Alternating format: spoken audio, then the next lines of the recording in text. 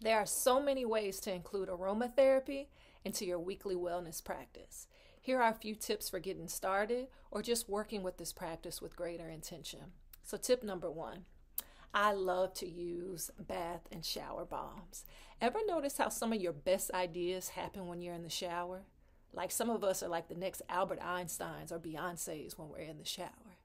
That's because whether you know it or not, you're engaging in a water ritual. Many Black and Indigenous cultures view even the simple act of bathing as a cleansing ritual. When coupled with the right intention, you can use bathing as an opportunity to release what no longer serves you or invite what you want into your life. In many traditions, there are specific herbs and intentions, some of which may need to be facilitated by a trained healer. But don't sleep on what you can actually do from home. When bath and shower bombs come in contact with water, they release incredible smells, which can have therapeutic effects. This particular bath bomb has shea butter, coconut oil, and rose. Rose is incredible for reducing stress and calming the nerves. This particular shower bomb has lemon in it, which is great for energizing you and getting you ready for the day and promoting relaxation. For these shower bombs especially, make sure you either put them like a little higher than where your feet actually are. So if you have a soap holder in your bath, or put them a little ahead of where you're actually bathing in the shower, so a little bit in front of you. These can end up making the floor really, really slippery, so be careful so that you don't end up falling. Tip number two, candles. So obviously you can find candles in a lot of great scents. Try to be mindful of the type of candles you use. Many candles are made of carcinogenic elements that are harmful when inhaled. So try using soy-based candles, which are better for the environment and your health.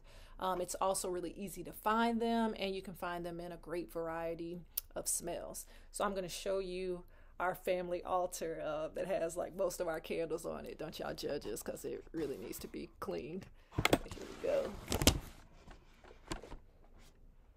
So you can see here that on our altar, there are a lot of colored candles that we have. So there's 7 chakras, each represented by a different color. My husband is currently working on balancing his chakras. So each day he sets his intentions and burns the candle associated with that particular chakra during his meditation practice.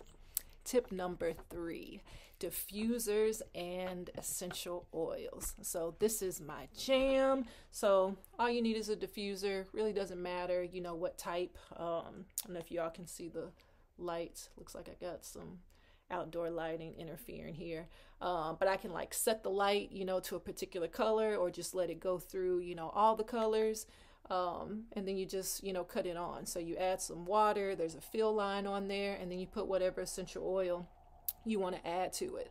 Some of the things I love about diffusers is that they're great for office use and with small kids around. So shout out to all the people out there with toddlers who have to touch everything.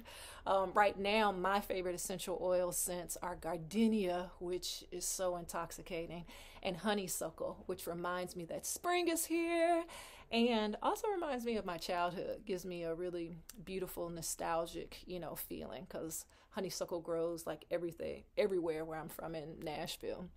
But one of my all-time favorite go-tos is tea tree and eucalyptus in my diffuser. So I really love earthy smells, and they also have incredible medicinal benefits. So eucalyptus stimulates the senses, it refreshes and re-energizes the body, but it also has really calming and soothing effects on the mind. As it relates to tea tree oil, many of us use it in our hair. We use it, you know, on trying to get rid of a pimple. But did you know that breathing it in also naturally supports and boosts the immune system? And it also can help in fighting infections, which is amazing. So everybody use tea tree oil and try it in this way if you haven't already. And then lastly, last tip. So all of these are really, really great if you're in a space. So if you're going to be burning something or using a diffuser, you're probably doing it at home, you know, or in an office or in some type of, you know, building.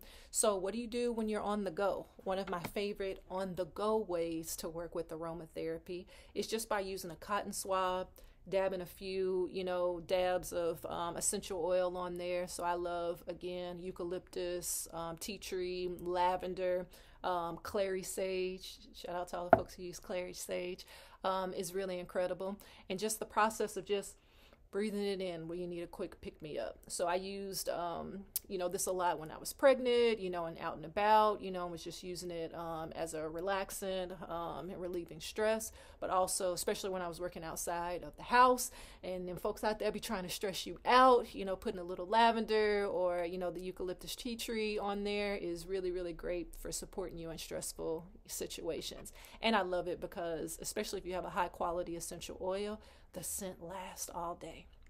All right, so those are a few of my favorite ways to work with aromatherapy. Let me know some of your favorite practices in the comments. Peace.